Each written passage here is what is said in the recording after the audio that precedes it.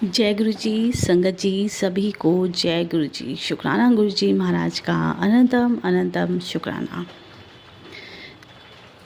संगत जी, आप अपने सत्संग मेरे साथ शेयर कर सकते हैं दिए हुए नंबर पर। और सत्संग में आप प्लीज़ सत्संग सुनाया करो। बहुत लंबी लंबी स्टोरियाँ सुना देते हो जिससे मुझे शेयर करने में दिक्कत होती है।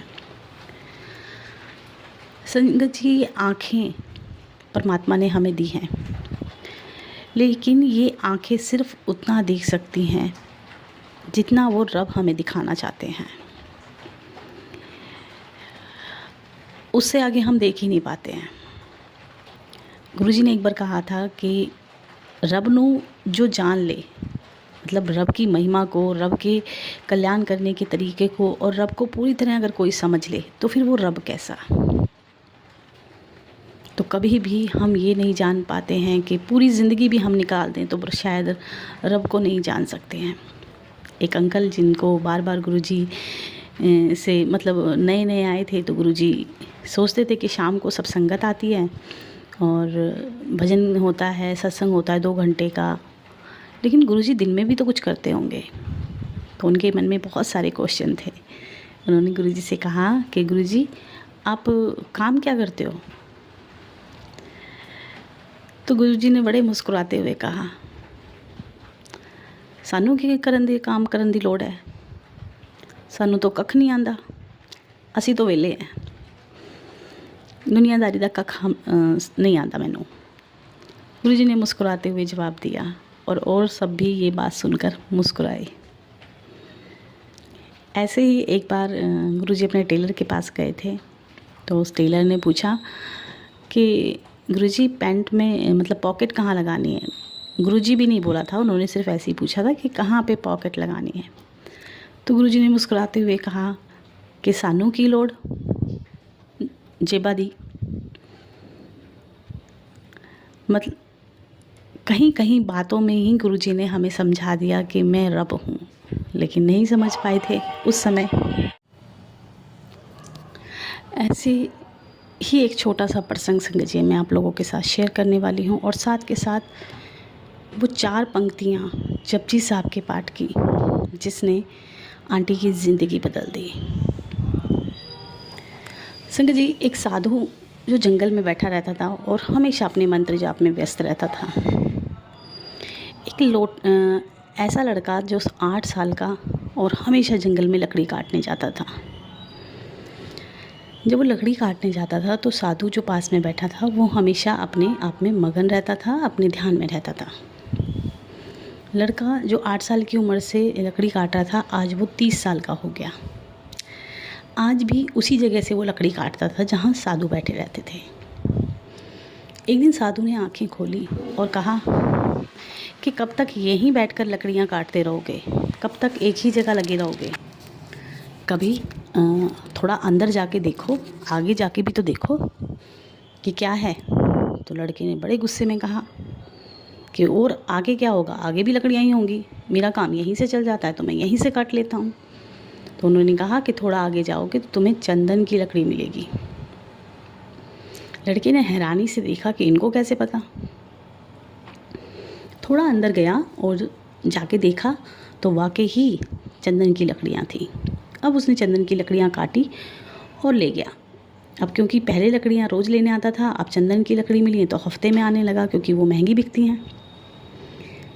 जब ऐसे ही चलता रहा तो एक दिन साधु फिर बोले कि भाई और आगे जाओगे, यहीं लगे रहोगे, आगे जाके देखो। तो लड़के ने बड़ी हैरानी से कहा कि सबसे महंगी लकड़ियाँ तो इसकी चंदन की होती हैं, अब इससे महंगा क्या मिलेगा आगे जाके? तो साधु ने कहा कि आगे चांदी की खदानें हैं। अब लड़के ने पहली बार साधु को आजमाया था तो उसकी बात सही निकली, तो उसने जाके देखा तो वाकई चांदी की खदानें। अब जो हफ्ते में लकड़ियाँ काटने आता था वो महीने में 2 महीने में आने लगा, क्योंकि चांदी का भर के ले जाता, मार्केट में बेचता और आराम से लौटता, खाता पीता आराम करता। फिर 2 महीने 3 महीने बाद वो फिर बोले साधु कि बस यहीं तक रुक जाओगे या और आगे भी जाओगे? बोले चांदी की खदानें मिल गई हैं, वो और क्या मिलेगा आगे? बोले आगे जाके तो देखो सोने की खदानें हैं। लड़का फिर हैरान हुआ कि इनको तो सब पता है। आगे जाके देखा तो वाकई सोने की खदानें थीं। अब वहाँ से सोना ले जाने लगा। अब सोना ले जाने लगा तो जहाँ महीने 2 महीने में आता था, अब 6-6 महीने नहीं आता था। आराम से उसको सोने को बेचता था और अपने शहर में अपना मौज कर रहा था, आराम से सोता था, आराम करता था। 6-6 महीने बाद आता रहा तो उसके बाद साधु ने कहा कि अब भी यहीं अटक गए हो, और आगे जाके देखो। तो उसने ये कहा लड़के ने कि चांदी मिल गया, सोना मिल गया, अभी आगे और क्या रह गया। बोले आगे जाके तो देखो, तुम्हें हीरे की खदानें भी मिलेंगी। लड़का बड़ा हैरान, अब क्योंकि विश्वास हो गया था साधु की बातों पे, तो वो और आगे गया। आगे गया तो हीरे की खदानें थी। अब भैया उसने हीरे भी उठा लिए। अब वो साल साल में आने लगा, और कई साल बाद जब आया तो साधु ने मुस्कुराते हुए कहा कि और आगे नहीं जाके देखोगे। अब लड़के को थोड़ा सा गुस्सा भी आया कि हीरे से ऊपर तो कुछ नहीं होता। कहते तुमने चंदन दिखा दिया, फिर चांदी दिखा दी, फिर सोना दिखा दिया, अब हीरे दिखा दिए, अभी कहते हो कि और आगे जाओ, और आगे जाकर क्या मैं गड्ढे में कूद जाऊँ, और आगे क्या मिलेगा। तो साधु ने बड़े प्यार से कहा और आगे तुम्हें मैं मिलूँगा। तो बोले तुम मिलोगे? बोले हाँ, क्योंकि तुम्हारी दृष्टि मुझ पर आज से 20 सालों से पड़ ही नहीं रही। तुम्हें हर चीज़ मैं यहाँ बैठे बैठे दिखा रहा हूँ, और तुमने कभी नहीं सोचा कि मैं यहाँ बैठा हूँ और मुझे कैसे पता। और जो इंसान को सब कुछ पता है कि यहाँ चांदी है, सोना है, फिर भी आज वो यहीं बैठा हुआ है, तो कोई तो कारण होगा। तो लड़के ने कहा कि ऐसा तुम में क्या है। तो साधु ने बड़े प्यार से मुस्कुराते कहा कि आगे मैं हूँ और मुझ में मोक्ष है। मैं परमात्मा हूँ, मैं वो परमात्मा हूँ जो समय समय पर तुम्हें चीज़ें देता रहता हूँ, जो तुम मांगते हो, जिसकी तुम चाह रखते हो। लेकिन उन चीज़ों से परे होकर तुम कभी ये नहीं सोचते हो कि जो तुम्हें चीज़ें दे सकता है, तुम्हें ऐशो आराम का सामान दे सकता है, वो तुम्हें उससे भी बढ़कर चीज़ दे सकता है। बात वही जो हमारे गुरुजी कहते हैं कि तुम पूरी ज़िंदगी मेरे पास आते हो और सब चीज़ें मांगते हो। कोई शरीर मांगता है, कोई पैसा मांगता है, कोई घर गृहस्थी का सुख मांगता है, बहुत सारी चीज़ें हम मानते हैं। कोई गाड़ी मांगता है, कोई बंगला मांगता है, और गुरुजी उसको देते भी हैं। समय समय पे गुरुजी उनकी इच्छाएं पूरी करते हैं। पर सबसे पहले जब हम बड़े मंदिर जाते हैं तो सबसे पहले हमें बड़े मंदिर में हमारे गुरुजी दिखते हैं, जो सबसे आगे बैठे होते हैं। लेकिन उनकी तरफ ना ध्यान जाकर हमारी इच्छाओं पे हमारा ध्यान जाता है, और वो इच्छाएं पूरी हमारे गुरुजी हमारी करते रहते हैं। और उस इच्छाओं में कहीं ना कहीं सामने बैठे गुरुजी को हम भूल जाते हैं कि जो ये सब कुछ दे सकते हैं, वो इनसे कहीं ज़्यादा बढ़कर हमें कुछ और भी दे सकते हैं। जो गुरुजी ने हमेशा कहा कि तुम अपनी ज़िंदगी का घोड़ा मेरे हाथों में दे दो, मैं तुम्हें सीधे हाँक कर तुम्हें मोक्ष तक लेकर जाऊंगा। मोक्ष दिखता नहीं है, उसकी हमें कदर नहीं है, वैल्यू नहीं है, इसलिए उसके पास हमारा दिमाग जाता भी नहीं है। जिस दिन यहाँ से जाएंगे और औरों को लाइन में लगे हुए देखेंगे कि ये मोक्ष वाले हैं, कि इनको आना जाना, दुख, तकलीफ़ें, बहुत सारी चीज़ें जो हम इस धरती पे आके झेलते हैं, उन सब से उनका पीछा छूट गया है। वो बस शांति से परमात्मा के चरणों में बैठे हुए हैं, और हम खड़े हैं लाइन में कि चलो भाई दोबारा जाओ कर्म भोगने, ये तुम्हें मिलेगा, ये तुम्हें खोएंगे, ये तुम करोगे, यहाँ तुम रोओगे, यहाँ तुम हंसोगे। फिर हम कर्मों की पोटली लेकर धरती पे आ जाएंगे, तो पछतावा होगा, 100% होगा। आज का ये प्रसंग यहीं तक था। संगे जी आगे का मैं सत्संग आप लोगों से शेयर करूँगी। आंटी की कोई ऐसी बीमारी थी जिसको वो कहते ना पूरी दुनिया में दिखा चुकी थी, लेकिन उनको आराम नहीं हो रहा था, और उन बीमारियों के चलते वो डिप्रेशन में चली गई हैं। उनको एंजाइटी होने लगी थी कि मैं कभी ठीक हो पाऊँगी कि नहीं हो पाऊँगी, क्योंकि यूके बाहर मतलब अमेरिका सब मतलब बाहर के फ़ॉरेन तक उन्होंने अपने इलाज को कराया था, लेकिन वो ठीक नहीं हो रही थी। थक गई थी, हार गई थी। तो एक बार उनकी भाभी जो गुरुजी से जुड़ी हुई थी, उन्होंने गुरुजी के 2 स्वरूप और एक कार्ड उनके लिए भेजा विशेष के तौर पर। उस कार्ड में से जब गुरुजी के स्वरूप निकले तो आंटी ने अपनी भाभी को बड़ा धन्यवाद बोला कि आपने अपने गुरुजी के स्वरूप भेजे हैं, धन्यवाद, ये वो। लेकिन जब तक गुरुजी के बारे में उनको कुछ पता नहीं था, उन्होंने जब जब गुरुजी के स्वरूपों को देखा तब तक उनमें से फ्रेगनेंस आती थी। और ये बात आंटी अपनी बहन जो भाभी थी उनसे कहती थी कि तुमने बड़े खुशबूदार कार्ड भेजे हैं, जब मैं उनको हाथों में लेती तो उनमें से खुशबू आती है। आंटी की ज़िंदगी में एक पुरानी संगत आई जिनको गुरुजी ने ही उनके लिए ढूंढा था, और उन संगत ने आंटी को बताया कि जब गुरुजी साक्षात स्वरूप में होते हैं या अपनी प्रेजेंट फील कराते हैं तो उसमें से फ्रेगनेंस आती है। बहुत सारी चीज़ें जो उनके घर से उन आंटी ने निकलवाई कि मुझे गुरुजी ने ये बताया है कि ये निकाल दो, ये कर लो, ये कर लो, बहुत सारी चीज़ें जो आंटी ने अपनी घर से दफ़ा की। अब क्योंकि गुरुजी के सत्संग में वो बार बार जाती थी तो उनको लगता था, क्योंकि वो सत्संग सुनती थी तो उन्हें लगता था कि मैं रोज़ रोज़ सत्संग में जाऊंगी, लंगर करूंगी तो मेरे बीमारियां ठीक हो जाएंगी, मैं हर परेशानी से दूर हो जाऊंगी। जबकि ऐसा हुआ नहीं, क्योंकि गुरुजी कहते हैं कि 20% कर्म तो तुम्हारे तुम नहीं भोगने हैं, और वो भी मैं हाथ पकड़ के कटवाऊँगा। जहाँ आंटी बड़ी बड़ी बीमारियों से ग्रस्त थी, उसी के साथ उनको डिप्रेशन भी था। आंटी कई बार विचार करती थी कि क्या मैं गुरुजी से कनेक्ट हो पा रही हूँ, गुरुजी मेरी बात सुन रहे हैं, क्या मुझे गुरुजी अपनी बात बताएंगे, मतलब उन्हें कुछ कहना होगा मुझसे तो कैसे कहेंगे। एक डॉक्टर ने उनको एक दवाई दी थी जिसको खा के वो बच्चों को सुबह छोड़ने स्कूल जाती थी, और जब छोड़ के आती थी तो उन दवाइयों को लेके वो सो जाती थी। बच्चे अगर शाम को 4-4 बजे तक आते थे तो वो सोती रहती थी, वो दवाइयाँ इतनी हैवी थी। और दवाइयों का असर ऐसा था कि पूरा दिन उनका सोने में ही जाता था। आंटी बार बार गुरुजी से बोलती थी कि गुरुजी कैसे होगा सब, आप मुझे कैसे बताओगे, मुझसे कैसे कनेक्ट होगे। और कहते हैं ना, बच्चे प्योर सोल होते हैं, बच्चे पवित्र आत्मा होते हैं। गुरुजी की आवाज़ उनकी बेटियों को सुनाई देने लगी, और एक दिन उनकी बेटी ने कहा कि मम्मा मैनू ना पंजाबी में आवाज़ आई है और मेरे से गुरुजी कह रहे हैं कि अपनी माँ नू बोल सारी दवाइयाँ उठा के कूड़ेदान में डाल दे।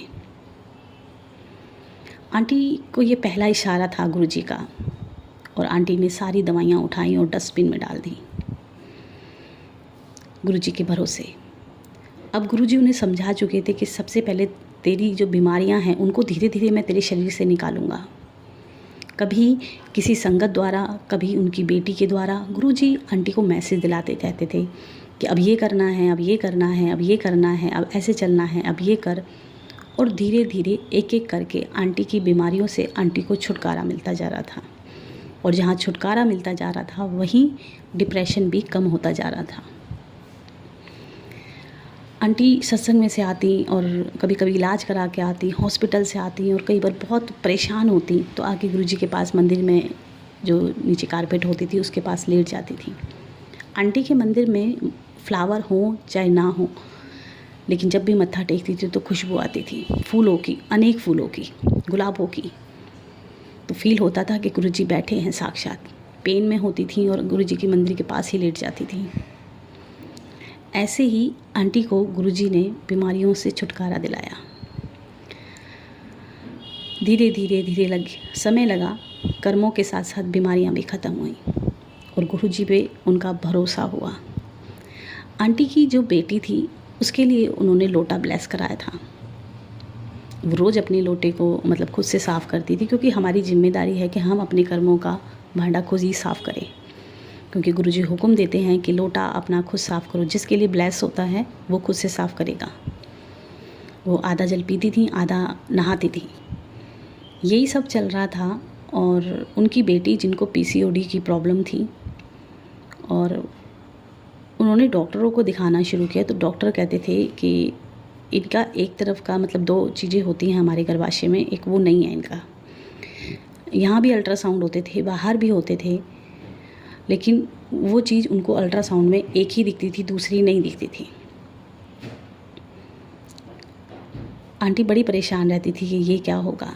एक दिन वो बेटी अपनी माँ के पास आई, बोली मम्मा आज मैंने जब गुरुजी के जल प्रसाद पिया ना तो उसमें मुझे नीचे गुलाबों जैसा मतलब पेस्ट दिखाई दिया, और जब मैंने पिया तो उसमें बहुत खुशबू थी। आंटी समझ गई कि मेरी बेटी को गुरुजी ने ब्लेस किया है। और कई सालों बाद एक बार जब किसी डॉक्टर ने उनका अल्ट्रासाउंड किया तो वो हैरानी से बोले कि इसकी तो दूसरी भी मतलब वो जो चीज़ दो चीज़ें होती हैं अंडाशय में, कि बोली दूसरी भी है। और कई सालों बाद गुरुजी ने उसको वो ब्लेस की। आंटी की दूसरी बेटी जो है, एक दिन स्कूल से फ़ोन आया, और फ़ोन आने के बाद मतलब उस जो टीचर्स होते हैं उन्होंने उससे कहा कि आप फटाफट हॉस्पिटल आ जाओ, क्योंकि आपकी बेटी का मुंह नहीं खुल रहा है और आपकी बेटी आपसे बात नहीं कर पाएगी। आंटी बड़ी हैरान थी, परेशान थी कि भाई ऐसा क्या हो गया जो बेटी बात नहीं कर सकती। आंटी जब स्कूल पहुंची तो देखा कि उनके बेटे का ना बच्ची का मुंह पूरा खुला हुआ है, मुंह से राल टपक रही है, और वो इशारे से बता रही है कि मैं अपना मुंह चला नहीं पा रही हूँ, और उसकी वजह से मेरा सर पूरा हेडेक हो रहा है या जो भी हो रहा है। संगत जी, आंटी बड़ा रो रो के बुरा हाल था, उस बेटी का बुरा हाल था, आंखों से आंसू थे, मुंह में से राल थी, क्योंकि कहीं ना कहीं उसका जबड़ा जो है एक लॉक हो गया था। उनको नहीं पता था कि क्या करना है क्या नहीं करना है। इतने में एक 119 की एम्बुलेंस आके खड़ी हुई, और उसमें से एक व्यक्ति निकले और उन्होंने कहा कि कुछ नहीं होगा तुम्हारी बेटी को, कुछ नहीं होना, इसे डॉक्टर को दिखाओ। वो वहाँ गई, हॉस्पिटल गई, डॉक्टर ने मतलब जो ट्रीटमेंट था वो किया, वो उसको बताया कि इसकी कोई प्रॉब्लम है जिससे इसका जबड़ा लॉक हो गया।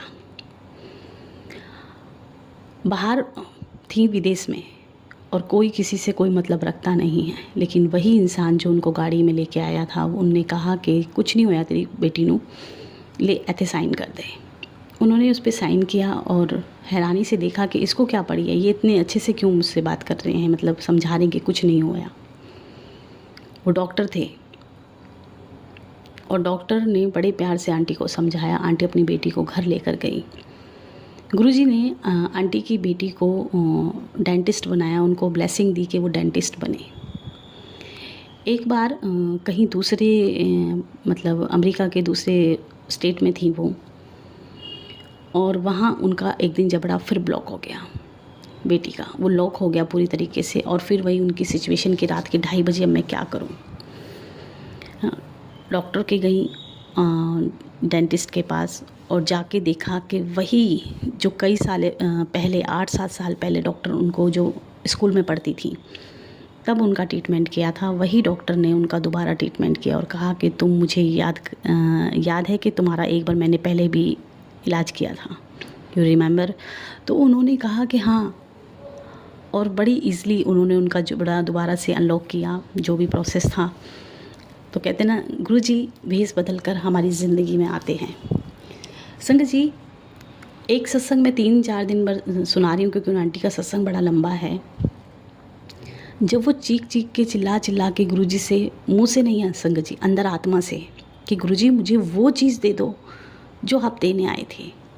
बार बार गुरुजी को पुकारती थी और बार बार गुरुजी से एक ही बात कहती थी कि मुझे वो दे दो जो आप मुझे देने आए थे, क्योंकि उन्हें रियलाइज़ हो चुका था कि गुरुजी जो हमें देने आए हैं वो हम मांगते ही नहीं हैं। अब उनके अंदर पाठ चलने लगा, जपजी साहब का पाठ चलने लगा। तो जब ऐसी चीज़ें उनकी ज़िंदगी में हो रही थी तो उन्हें अपना शरीर, अपना ही शरीर उनको ना बोझ लगने लगा था, और वो चिल्ला के कहने लगी थी कि गुरुजी मेरे से अब ये कपड़ा रूपी शरीर नहीं संभाला जा रहा है, आप मुझे अपने पास बुला लो। वो इतनी प्योर सोल हो चुकी थी कि उनको गुरुजी फील कराते थे कि उनके मंदिर में बैठे हुए हैं, और वो चीख के गुरुजी से एक ही बात कहती थी कि गुरुजी मुझे अब नहीं रहना है, मुझे अपने अंदर अपने आत्मा, परमात्मा कहते ना, परमात्मा में जो भी आत्मा मिलती है तभी ही मोक्ष मिलता है, क्योंकि हम उनसे ही निकले हुए हैं। ऐसी ही अरदास आंटी बार बार गुरुजी से कर रही थी और रोती थी, क्योंकि उनको दुनिया से मोता ख़त्म हो गई थी। उनको समझ में नहीं आ रहा था कि अब मैं क्या करूं जो गुरुजी मुझे अपने चरणों में लगा लें। संगत जी, जपजी साहब का पाठ वो मोस्टली करती थी, लेकिन 4 पंक्तियाँ जब वो रोने लगी और गुरुजी से अरदास करने लगी तो वो 4 पंक्तियाँ बार बार उनके दिमाग में आने लगी। ऑटोमेटिकली उनके मुंह से वो 4 पंक्तियाँ निकलती थी, जिसे वो बार बार बोलती थी। और वो क्यों बोल रही थी उनको नहीं समझ में आ रहा। तो उन्होंने कहा कि गुरुजी ये क्या हो रहा है मेरे साथ, कि ये 4 ही पंक्तियाँ क्यों मेरे बार बार दिमाग में आ रही हैं, क्यों मेरे मुंह से या बार बार निकल रही हैं। कहते हैं जब हम गुरुजी से जवाब मांगते हैं तो वो हमें जवाब देते हैं। कैसे देते हैं वो डिसाइड करते हैं। तो उनकी आत्मा से वो जपजी साहब की पाठ की 4 लाइनें बार बार निकलती और उसको वो पूरे दिन दोहराती रहती, पूरा दिन बोलती रहती। लेकिन बाद में वो लाइनों का अर्थ उनको समझ में आया और उन्हें पता चला कि गुरुजी वो जो रो रो कर मांग रही हैं उसी का जवाब दे रहे हैं। कई बार हम जीवन से इतने परेशान हो जाते हैं, हम कहते हैं ना गुरुजी हमें अपने चरणों में रख लो, हमें नहीं रहना इस दुनिया में। तो इसी बात का जवाब इन पंक्तियों में था, जो मैं आपको रूपांतर करके बताती हूँ थोड़ा सा, और साथ में वो पंक्तियाँ भी बताती हूँ, ताकि आपके सवाल जो मन में घूमते हैं कि हम कहाँ खड़े हैं और गुरुजी हमें क्या समझा रहे हैं। पंक्तियाँ संगत जी इस प्रकार हैं। जोर ने जीवन मरण ने जोर, जोर ने राज माल मंसूर। मतलब जीने और मरने की भी मनुष्य में अपनी कोई सामर्थ्य नहीं है। वह तो केवल घले आवहे नानका सदे उठ जहाँ। हमारे पास राज्य और धन के लिए भी शक्ति नहीं, वह भी ईश्वर की कृपा से ही मिलता है। मतलब जीने और मरने की भी हमें कोई सामर्थ्य नहीं है। अगर हम कहें ना भगवान से कि हमें उठा लो, तो वो भी परमात्मा के सामर्थ्य के अनुसार होता है। अगली 2 लाइनें हैं। जोर ने सुरते ज्ञान विचार, जोर ने जुगत छूटे संसार। हमारे पास स्वयं अपनी जागृति उत्पन्न करने या जानने की क्षमता नहीं है और न ही उस युक्ति पर हमारा जोर है जिससे संसार छूट जाए, अर्थात पुनः जन्म से मुक्त हो जाए। हमारे पास कोई शक्ति नहीं है, हम कुछ नहीं कर सकते हैं, हम सिवाय परमात्मा के आश्रय के। अगर उनकी रज़ा होती है तो वो हमें मृत्यु देते हैं, वो चाहे तो हमें सब कुछ दे सकते हैं। जीने मरने तक की भी इच्छा हमारे पास नहीं है। तो इससे अच्छा है कि उनकी रज़ा में रहकर जीवन को जैसे चल रहा है चलते रहने दें। जिस हथ जोर कर वेखे सोई, नानक उत्तम नीच न कोई। जिसके हाथ में जोर है अर्थात पावर है, अर्थात जो सर्वशक्तिमान है, वही परमात्मा है जो कर सकता है। मनुष्य स्वयं अपनी बल से अच्छा बुरा नहीं बन पाता। इसीलिए कहा जाता है कि अरदास में नीवे होकर हमेशा कहें कि मालिक आप संभालो, आप चलाओ, हमारे हाथ में कुछ नहीं है, ना हम कुछ कर सकते थे ना कर सकते हैं। आंटी के बार बार मरने की इच्छा मांगने से गुरुजी ने उनको ये पंक्तियाँ याद दिलाई और इसमें समझाया कि तेरे हाथ में कुछ है ही नहीं, इसलिए सिर्फ तू अपनी ज़िंदगी में रहकर कर्म करती जा। संगत जी, जपजी साहब के पाठ का जब हम हिंदी अनुवाद पढ़ते हैं तो हमें उसकी हर चीज़ की मीनिंग पता चलती है। लेकिन अगर आप चाहते हैं कि जपजी साहब का पाठ की हर पंक्ति का मैं आपको हिंदी अनुवाद कोशिश करूं बताने की, तो आप मुझे बता सकते हैं। जय गुरु जी, शुक्राना गुरु जी, अनंतम अनंतम शुक्राना।